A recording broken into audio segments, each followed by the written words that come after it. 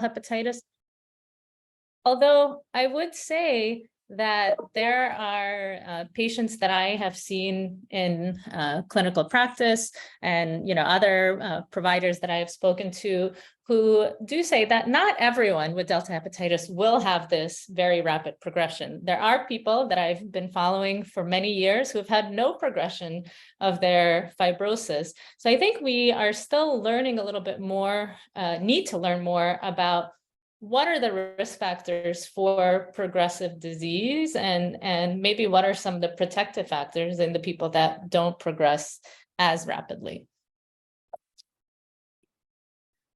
This is a study looking at this disease progression in a cohort of patients from Greece, which looked at cumulative incidence of liver events, so development of cirrhosis or liver failure or liver cancer or liver-related death.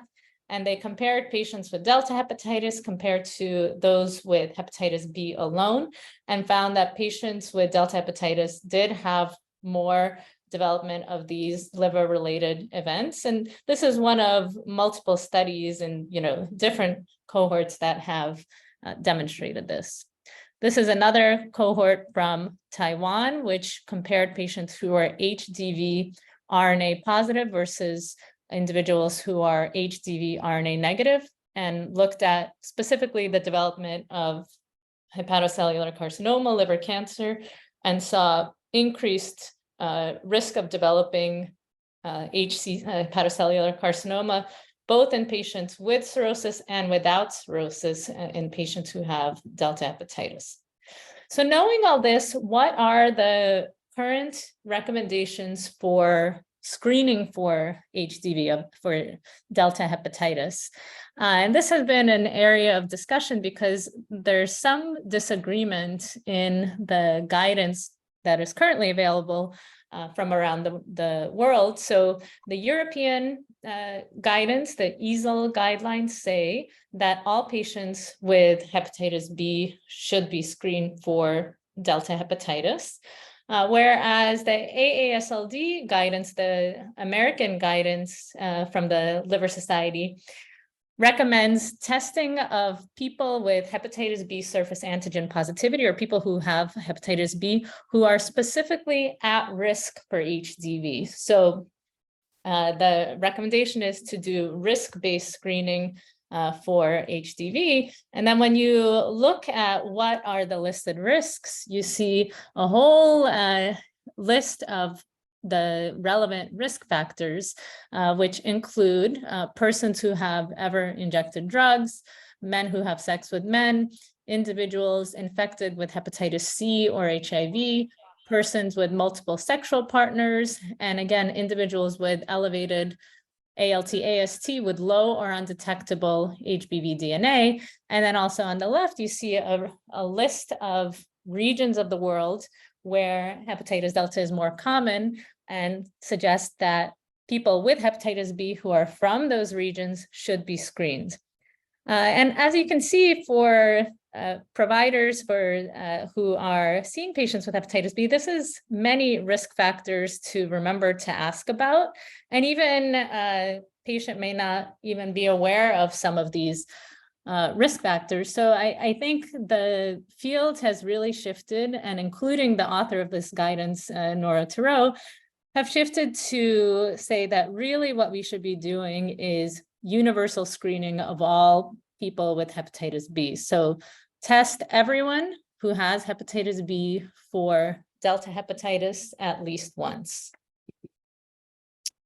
So finally, moving on to treatment and the treatment landscape for HDV. So I just said that really we should be screening everyone for delta hepatitis. And if we screen everyone, and also what Catherine just mentioned, that now the recommendation is also to screen everyone for hepatitis B. So potentially we'll be screening more patients than were ever screened before for hepatitis B, and then screening more patients than were ever screened ideally before for delta hepatitis. So we'll be seeing more people that may have not known about their whether they have viral hepatitis, and obviously they'll be coming to us to ask about potential treatment options.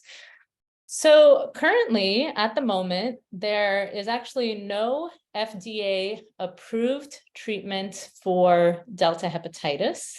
However, pegylated interferon alpha is the only drug that has demonstrated efficacy for the treatment of Delta hepatitis, and really outside of clinical trials is the only available treatment option that we have. However, the use of pegylated interferon is obviously suboptimal because, as many of us are aware, it can potentially, not always, but potentially have significant side effects. And also it has limited efficacy. So really, you know, the response rate ranges from 20 to 30%. And for many people, even if they do respond to treatment with the interferon, after they stop the treatment, they may have relapse later on. So this slide summarizes data that we have about the use of pegylated interferon alpha, and this is a meta-analysis of multiple studies that have evaluated its use. And pooling all of this data together, about 29% of patients achieved a virologic response. And hepatitis B surface antigen clearance, which really would be an ideal goal, because if we can clear the hepatitis B surface antigen, then Delta won't function. But that only occurred in 1% of patients. So it's not a bad option, and 1 out of 3 patients will respond, but it does have those side effects that I mentioned, and how durable this is really one of the big issues. And this is one study that looked at long-term follow-up of people who were treated with pegylated interferon. And you see that in the long-term follow-up of 16 patients that were followed who were negative for HDV RNA at the end of treatment, 9 the majority ended up testing positive after long-term follow-up, showing this relapse that occurs after, even long after treatment discontinuation, even in the people that responded. Also, in the hepatitis B world, we're really working towards identifying new treatments for functional cure, meaning treatments that will eliminate hepatitis B surface antigen. But in order for that approach to help with Delta, we need complete elimination of the hepatitis B surface antigen. And so far, we've had mixed success with accomplishing that, but we are moving in the right direction. The other aspect is that we do have availability of hepatitis B treatment currently, the nucleoside-nucleotide analogs, so tenofovir and entecavir. But really, those medications do not have direct effect on the Delta hepatitis. There is some suggestion that some people do actually improve on these treatments, partially maybe related to the immune response to the treatment with these agents, but they don't have a direct impact on the viral cycle of Delta hepatitis. That being said, per our guidance and in many people's clinical practice, these agents are being used for patients with Delta. So we can have a discussion maybe after about what people's experience has been with that. And so what new treatments do we have that are currently being developed and becoming available, at least in parts of the world, for Delta hepatitis? So there are a few classes of medications that are being studied for the treatment of Delta hepatitis, and they're listed here. The first one on the left is the entry inhibitor called bulevirtide. And basically what it does is it blocks the entry of the virus into the hepatocyte, into the liver cell. That's its mechanism. Another agent that is being studied specifically for delta hepatitis is called lonafarnib. It's a prenylation inhibitor, and it works on this specific part of the virus life cycle that is important to allow for viral packaging in that surface antigen packaging. So it specifically targets this part of the virus cycle. And interestingly, actually, this class of medications is already being used for another disease state called progeria, but is being studied and evaluated for the treatment of delta hepatitis. Then there are nucleic acid polymers, which interfere with virus release or viral export, which are being evaluated.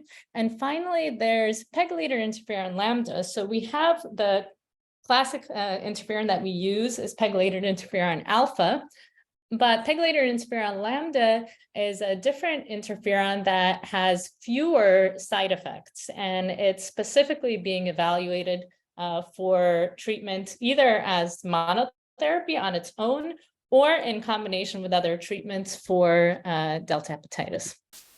And where are we with the drug development? So lonafarnib and bulevirtide have completed their phase 3 studies, and bulevirtide is actually approved in Europe for use. So we actually now already have real world data from people who are using this medication, not in a clinical trial, but in the real world.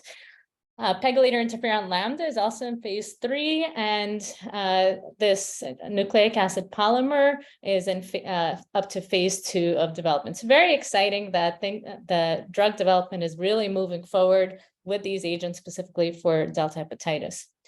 So just a little bit more about each of the agents. So bulevirtide is this entry inhibitor that targets the NTCP receptor. So that's the receptor on the liver cell.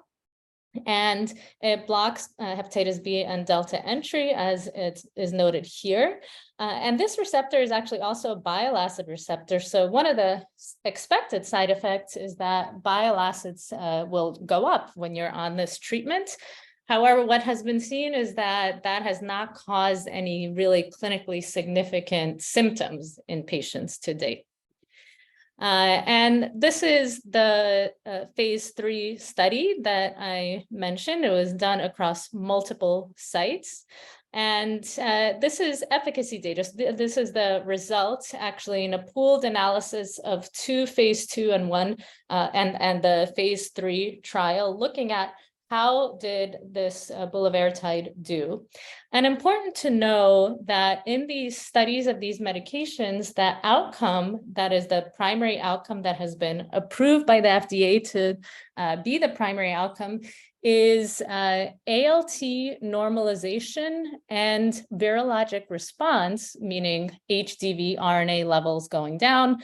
But the virologic response does not necessarily mean undetectable. It means at least a 2 log decline from baseline. So the primary endpoint is a combination of the ALT and the virus level improving. And when we look here at the combined response all the way to the right, around at the 2 different doses of the bulevirtide, around 33% of patients met this combined response. And then when you look individually at the different components, the virologic response, at least on the higher dose, was 71%, on the lower dose was 53%, and ALT normalization 42 to 51%. So clearly it works. It doesn't work in everyone, but really does work in a substantial number of people. The one part I didn't mention is that currently this medication is an injectable medication, but from what we hear from our colleagues in Europe who've had patients who have been using this treatment, generally it's very well tolerated and people become quickly accustomed to the injection. It doesn't seem like that has caused a lot of issues. So as I mentioned, in 2020, it was already approved in Europe, and Gilead submitted a request for approval in 2021 here in the US. However, it was initially not approved, not because of concerns about safety or about efficacy, but more because of the manufacturing of the drug outside of the US. And so we're hopeful that once that is addressed, that actually this medication will become available for use in the United States as well. This is lonafarnib. This is that prenylation inhibitor. Again, also has completed phase 3 study, and it has been used at different doses during the studies and in combination with ritonavir.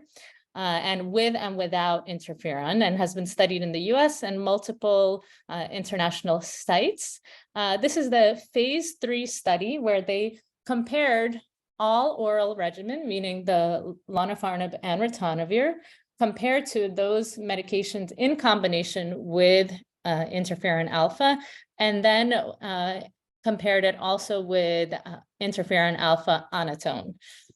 And these are the results actually that were just presented, or that were just, there was a press release about these results in this past December, so relatively recent. And again, the outcomes that are being studied are again, this combined response of ALT and viral decline. And then they looked also individually at each of the components. And so what you see here in terms of the combined response, the all oral regimen, they were all statistically significant, so it worked. The all oral regimen, the combined response occurred in 10% of patients. When it was combined with pegylated interferon, occurred in 20% of patients. And then when you look at the individual outcomes, the ALT, and the virologic response, you see them listed here, 32 to 34%.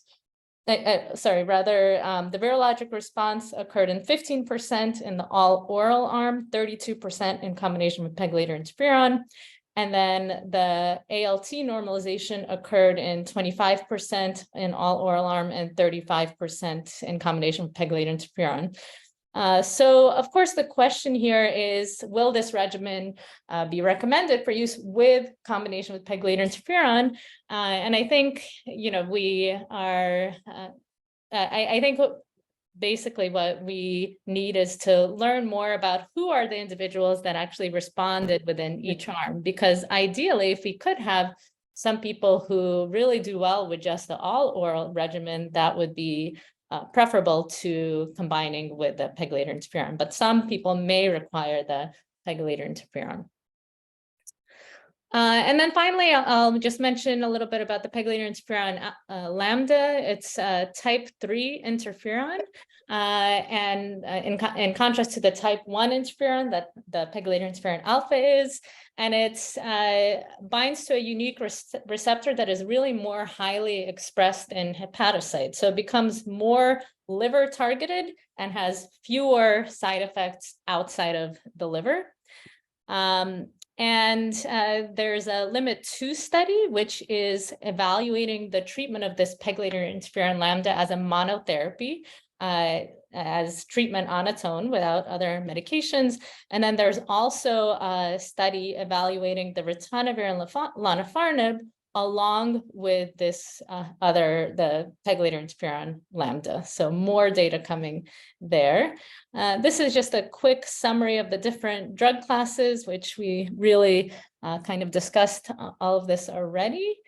And that is, I think, where I'll end. So to summarize, what we've seen is that delta hepatitis is the most severe form of viral hepatitis, but it does unfortunately remain underdiagnosed, largely due to kind of differing guidance, as well as difficulty in accessing the appropriate testing, and really availability globally for HDV testing.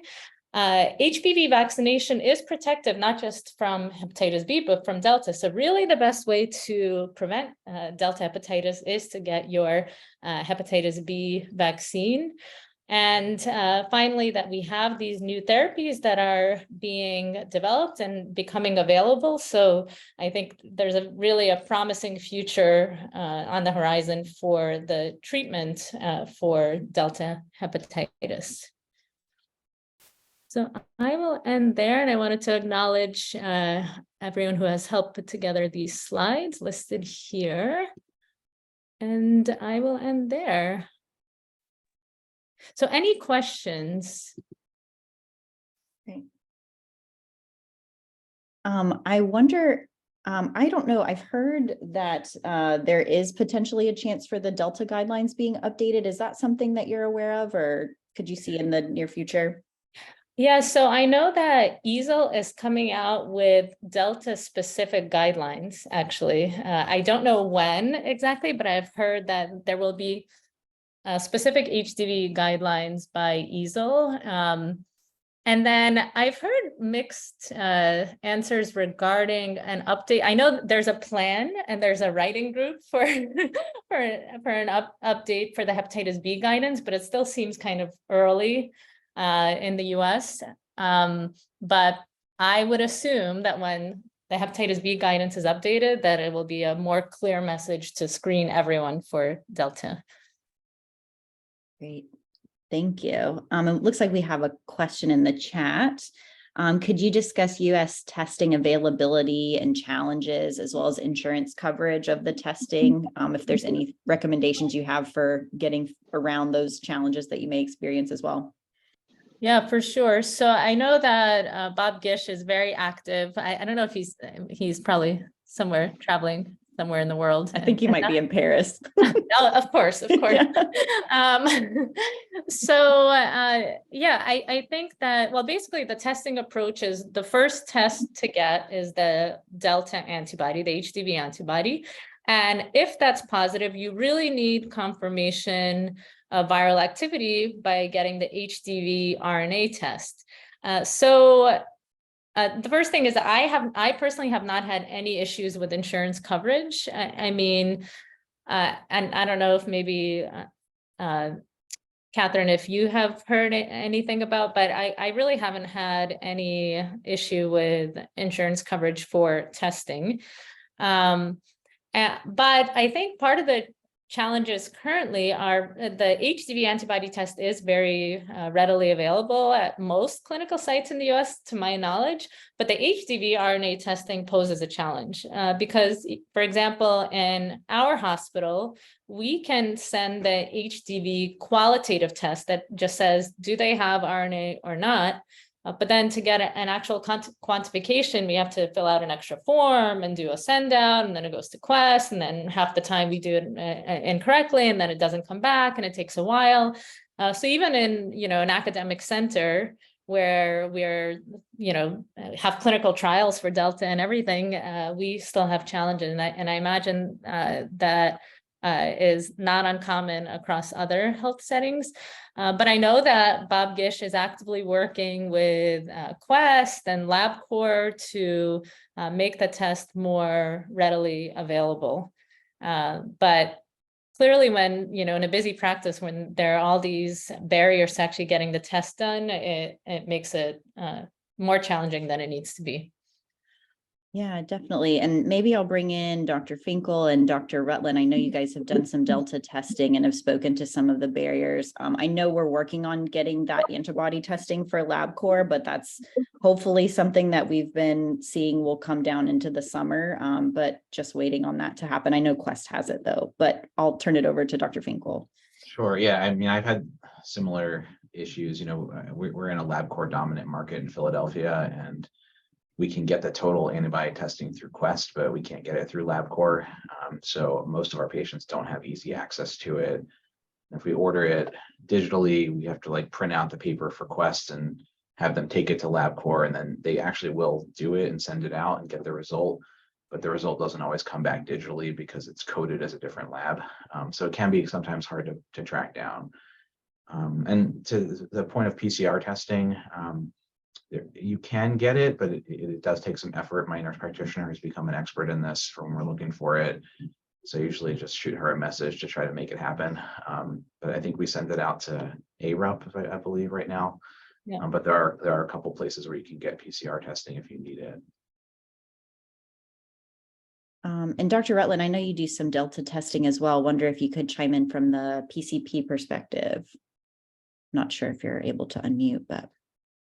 Thank you for asking. I'm actually going into my system to see what comes up so I can be very clear about what it is that I see. It says it has the hepatitis D total virus. It'll look for the actual virus, but it won't give me a qualitative, just as he said. So yeah, I'm not seeing anything different. And we primarily use LabCorp with a few patients with Quest. So I don't see anything different. Yeah. Thank you. So hopefully that LabCorp test will be available soon. So it'll be much easier, particularly for those LabCorp dominant markets. Any other feedback or comments from the group on their experiences? I think someone asked a question in the chat that said, what do the other HPV labs look like when someone is infected with HDV? You mentioned that HPV DNA, but what about the other labs? So that's an interesting question. So as I mentioned, the classic profile is that HPV DNA level is low and the ALT is elevated. And again, sometimes the HPV DNA will be like less than 20. And a lot of times people may dismiss this as like, oh, inactive carrier, don't need any follow-up yet. You know, there's delta hepatitis. In rare cases, you can actually see an exception though. You know, I've heard case reports of someone with very high hepatitis B DNA levels, and then they're found to have delta. So there are exceptions. The other interesting thing is a lot of times there's a lot of like immune activity and even autoimmune features in people with delta. So they may even have positive ANA, smooth muscle, elevated IgG, and even on liver biopsy, they may have a lot of features that look almost like autoimmune hepatitis. So that's another kind of thing to look out for that can occur in delta hepatitis. But otherwise, the hepatitis B panel, usually E antigen negative, core antibody positive, and obviously surface antigen positive. And then looking at the one patient that I have who I know has a positive Hep B, he's been undetectable. He has Hep D total virus. He has positive Hep D, but he's also been undetectable. But his amylase and lipase have traditionally remained elevated. Well, excuse me, his amylase in particular. The lipase, the last one I have in March was normal. Let's see what he was in September of 2021. Amylase was 184. So yeah, his amylase remains consistently elevated. I'm not sure. I don't think I routinely check amylase, so I actually am not sure if that is something that has been described in the literature. I don't know if anyone else has seen that as well. It's interesting. Yeah, I don't check amylases either, so I'm not sure. I haven't seen that either. Makes you wonder if they're drinking along with their hepatitis, but That's a good point. Well, and that was something I was concerned about. So, I looked at that, and did I check a PEP on him too? Like, I'll look at almost everything on most of these patients because they'll tell you one thing, and of course, when you get the blood work, it'll show something different. But this is a guy who I think I presented him maybe mid last year. He may be worth a follow-up presentation, but he's physically fit. He's 58 years old. His body weight is in a good place. He's 154 pounds, 5'5". His BMI is 25.7. He denies drinking alcohol or using any type of substances. He is from West Africa, which is one reason why I checked him. And what else with him? He has elevated, he's pre-diabetic. That's what it is. He's pre-diabetic.